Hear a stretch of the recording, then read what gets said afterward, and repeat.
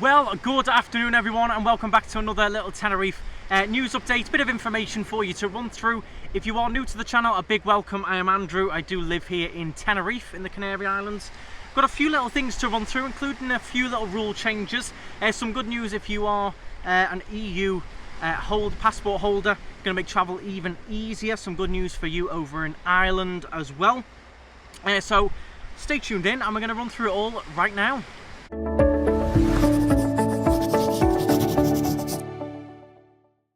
So I'm going to start with this little bit of news that did come out a few days ago, and that is that Spain lifts all entry requirements for travellers from EU countries. The Spanish Ministry of Health has removed all entry requirements for travellers visiting Spain from any of the EU and Schengen area countries, including the requirement to present proof of vaccination, recovery certificate of COVID-19, negative test result, which is good news for people from Ireland. So if you're coming over, it's going to be far easier. Unfortunately, if you are British, it's still the same. I'll run through what exactly that means in a moment. According to the Ministry of Health, the move was based on a report of the EU Commission approved by the EU Parliament and the EU Council, which has made things a lot easier if you are from those EU countries. As it stands, COVID rates are still very low.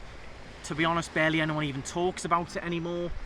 There's not really any restrictions around apart from wearing masks in taxis and on buses. So do bear that in mind. That is one thing I've noticed. A lot of people arriving at the airport, they're going to get on their bus transfer and they haven't got a mask. So do bear that in mind. You will need a mask on those bus transfers to your hotel. So do bear that in mind. If you're from the UK, it is still the same. You either need to be fully vaccinated and show proof of vaccination when you arrive here. You will need to have had the booster jab if your second jab is over 270 days old. If you're not fully vaccinated, you need to show a negative PCR or a negative antigen test when you arrive. Those checks are random. You would be playing the risk of being declined entry if you don't come with either of those. They are random checks, but they are definitely still doing them. So at the moment that still stands, but not too bad. Overall, the island not super busy at the moment, but we're expecting a busy summer. The next thing I wanted to run through is as regards to the health cards. Brits can still use their unexpired ETIS cards when holidaying in the Canary Islands. This is quite a few questions going around about this on Facebook. I did then go on the UK government website. This is under the section for Spain, which is where Canary Islands falls. When you travel to Spain, you should either have a European health insurance card or a UK global health insurance card, travel insurance with appropriate health cover. An ETIS or GHIC is not a replacement for travel insurance, so make sure you have both. So with the ETIC, that's the European health card that you used to get. If that is still in date, a lot of them are running until 2023. If that card is still in date, it's still valid. If it's expired, you need to apply for the GHIC online. With a ETIC or GHIC, it's not a replacement for travel insurance, as I said. It does not cover everything, such as mountain rescue, etc., but it does cover most, sort of hospital visits if it was really necessary. I do advise definitely having your own health insurance, travel health insurance. But a lot of people do ask about that. They think the cards are done with and that's it. You can still get this GHIC card, which will help you. The link is going to be in the description if you want to read more information about it and apply for one. Show your ETIC or GHIC when you visit any state hospital or doctor. You cannot use either card for private healthcare. It's got to be a public hospital or a public doctor. So yeah, make sure you do apply for one of those. They're going to be free to apply for, and it obviously does cover you in a lot of countries, not just Spain. But if you're coming over, you are going to have that little bit of a backup. As I said, a lot of people just assume that those cards were redundant now we've left the EU. There is still cover there, so do bear that in mind. Get applied for that. The link will be in the description for that. That's the UK government website. You can read everything on that one. But yeah, a little bit of good news there. I wasn't actually aware personally that was still going to be valid, but there you go. Next little bit of news to run through, I will obviously leave all of these in the description, is that there is this new €7 visa that's going to come into effect from May 2023. So it's not in effect now. It doesn't start until May 2023, so in a year's time. This is on SchengenVisaInfo.com. While the majority of European Union and Schengen area member states have removed coronavirus-related entry measures, it is expected that by next year all restrictions of this nature will be abolished for travellers. So that is good news. We're still doing very well with all those COVID restrictions. However, less than a year from now, British nationals will face a new entry requirement in order to be able to enter the EU and Schengen countries. That includes the Canary Islands and Spain. British travellers will be obliged to apply for a document called ETIAS, which stands for European Travel and Information Authorisation, before taking a trip to the EU and Schengen area countries, Ireland aside. Recently, Brits have been bombarded with news regarding this document, many British tabloids calling it a visa, entry fee for Europe, strict requirements, etc. Following that, they have done a full article here of exactly what it all means. So the first section is ETIAS for Britons a visa? It is not a travel visa. It's a travel or authorisation for which British nationals can apply very quickly and complete online. Applying for a visa means collecting a load of documents, attending an interview, an appointment with the embassy, all of that going on. This is just a little thing that you fill in online. Very similar, if anyone's been to the US, it's very similar to their ETIS system, but far cheaper.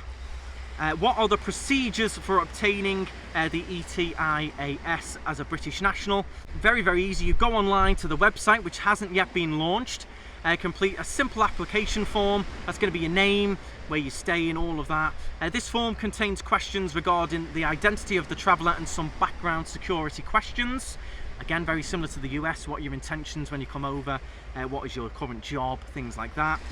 The traveller is required to upload his or her passport scan to the system and pay a small fee at the end of the application. The whole procedure should take around 10 to 15 minutes to complete. Very much similar to the ESTA again. How much will British travellers have to pay? It's going to be €7, which over 11 times is less than paying for a visa, which costs €80. So it's not a visa, it's much cheaper. A visa would be €80. This is only going to be 7. The fee is quite low compared to the one Britons have to pay for the American travel authorisation, known as the ESTA, as I've mentioned, which is now $21 for an ESTA. This is only going to be €7, less than the price of a cocktail. When will ETIAS become mandatory? It's going to be from May 2023.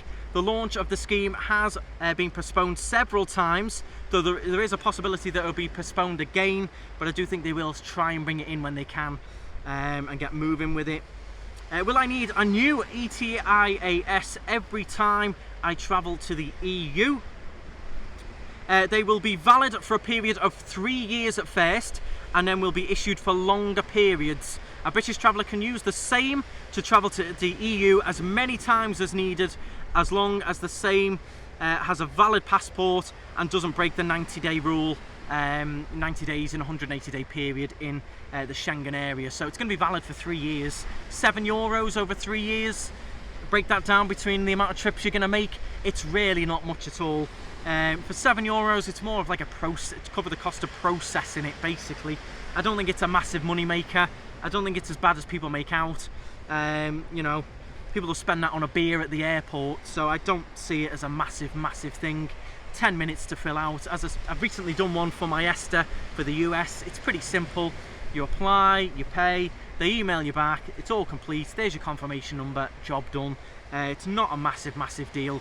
I know the tabloids like to try and make it sound really stressful and this big deal. You're gonna have to pay every time you come. Not like that at all. Will the ETIAS make it more difficult to travel from the UK to the EU? No, definitely not. The only thing that will change is that once in several years, British travellers will have to reapply, which, as we said beforehand, is very cheap and very easy to apply for. So I hope that breaks that all down for you. It's not in place yet. It's supposedly going to come in May next year. Whether that happens, it could still be delayed again. It's going to be about €7, which is what, £5? Price of a pint. Covers you for 3 years. I don't think it's that bad, personally. But do let me know your thoughts in the comments. I know what the main thing will be is, the older generation who might not have computers, who might not be quite as technical, might struggle to fill it in. but I imagine the likes of travel agents, some of these tour operators will help people apply, and once it's done for 3 years. I do think they'll make it quite nice and simple as well, but I'm sure there will be procedures to help people who might not have computers, elderly travellers, etc.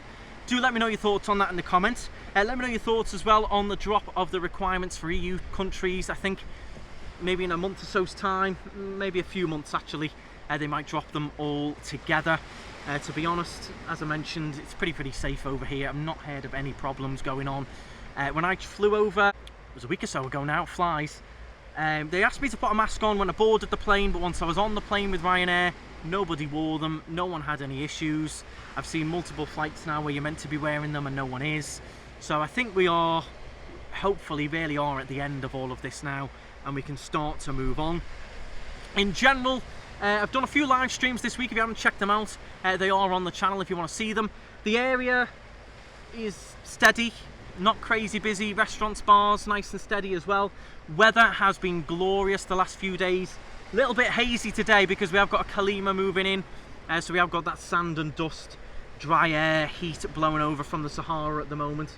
So it is quite hazy. It is very warm. Doesn't feel like there's much air around. So if you are over here, the big stress at the moment is make sure you drink plenty of sun cream as well. I was asked on a live stream yesterday, what factor would you recommend? Factor 30, factor 50, as high as you can. It's not going to stop you getting a tan, it's just going to protect your skin.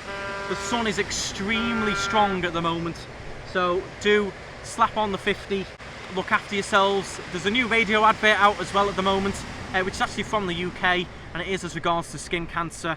The best times to protect yourselves between 11 and 3, make sure you wear a hat, try and stay in the shade, reapply your sun cream, do look after yourselves. You won't believe the amount of people we see fainting on the street, sitting in the chair in a really bad way, desperate for a drink. It gets very hot, very dry out here, so do look after yourselves. And that is going to be it from me for now. If any more news does come out, I will of course be back. If you're new to the channel, make sure you do subscribe. There's loads of videos on the channel, excursions, live streams, restaurants, bars, you name it. And have a fantastic time if you're on your way over. If you're not, get yourself booked and stride on. Thank you very much for watching.